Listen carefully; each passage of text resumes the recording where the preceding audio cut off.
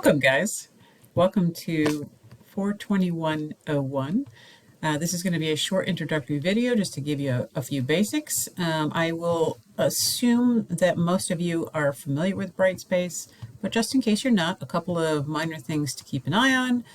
When you first log in, the course home is going to look a little like this. Of course, this might be a slightly different semester than you're used to, so it might look a little different, but you should be able to see something like this, right? If you have not used Brightspace before, the main thing to remember is that you're always going to start by going up here to the top for the tabs and clicking on Content. That is going to get you to where you need to go, and you're going to see all of the weeks here on the left-hand side. Of course, the dates might be slightly different.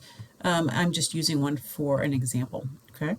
So make sure that you find this side, find the weeks that are relevant to you, and we'll, of course, start with week 1, whatever date that will be relevant for your semester.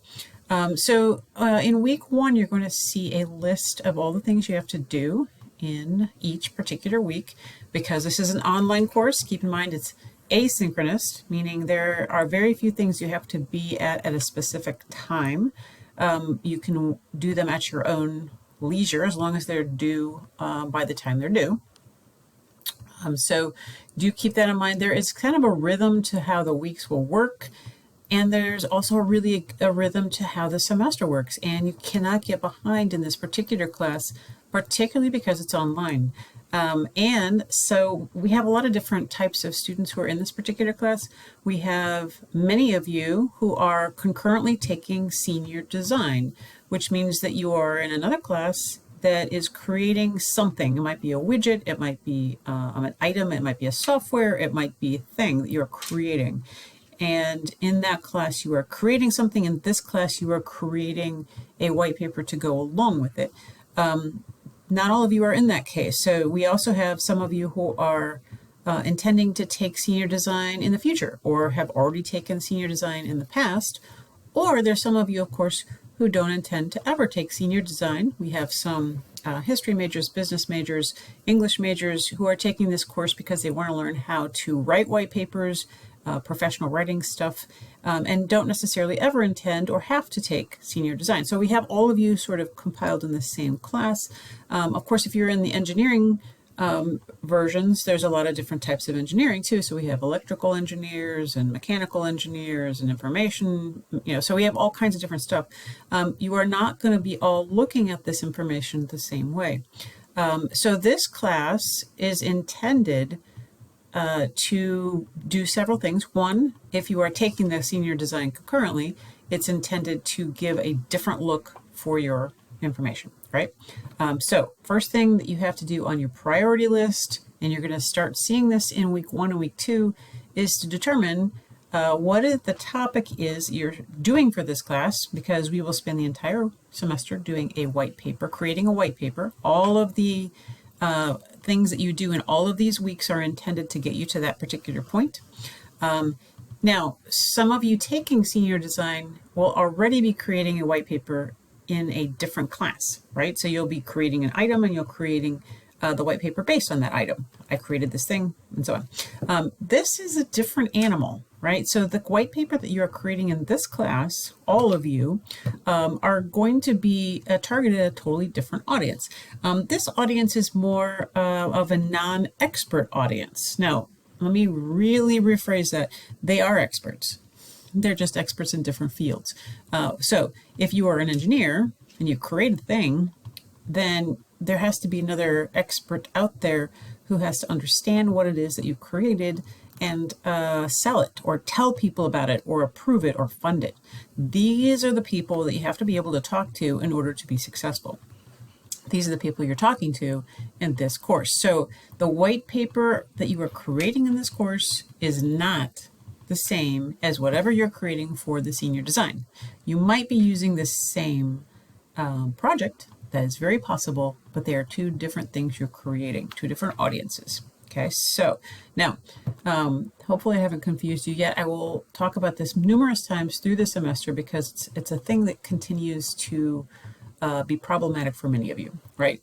So now you have to figure out, are you doing primary research? Are you doing secondary research? Are you doing both?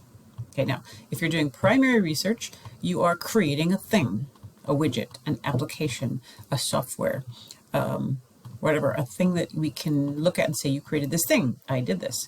So that would be creating a primary research, and your research then will be data that you've collected, tests that you've run, things that you have done on your item. If you are doing secondary research, that means that you are not creating something somewhere else, but you are going to take an idea that's in the technical realm, maybe artificial intelligence, or something else that's connected to the technical realm, and you're going to research it. So that means you have to go into the world of sources, in the library, in the databases, in the world, people around you, and you have to find your information there.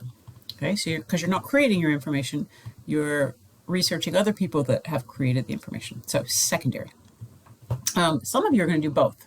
So you might create something, but then you might also want to interview people who have already created something and include that information. So it would be a combination of primary and secondary style resources. Okay, so this is going to be a thing that you'll be figuring out. If you don't get it quite yet, don't worry, we'll get you there. Okay, but that's kind of what we're trying to figure out for this particular course. And that is the focus of week 1. We'll be introducing yourself, figuring out who you are, figuring out if you're in a group in another class. You might be, you may not be.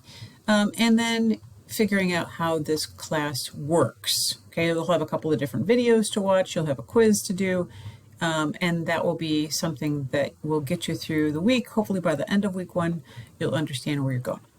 Okay, there's a lot of stuff going on. I highly encourage all of you, because this is a course that's online, that you create a calendar for yourself in which you schedule this course and the information you and work you have to do each week in your calendar. So every Monday, Wednesday, Friday, I'm going to spend 2 hours doing the reading, doing the research, doing this stuff. It is easy to get behind because we're not live in a classroom where I'm asking you this face-to-face. Don't let that happen, because this is a really useful class, both to your career and to your graduation, but to your career also. You'll learn a lot of stuff that you'll be using really effectively. So with that being said, welcome. If you need to find me, you can find me in the Liberal Arts Building in 127. You'll find here that a couple of things you have to do in the next couple weeks will be either to meet with me live or to have a phone conversation with me. You'll find all the information about how to schedule that. Most of you, like, 99.9% of you will schedule a phone conversation with me, and that is totally fine. But definitely read through and prepare ahead so that you're ready for this class. And I'm really excited about the research projects and topics that you choose, because I always love them. So, ciao, have a great semester.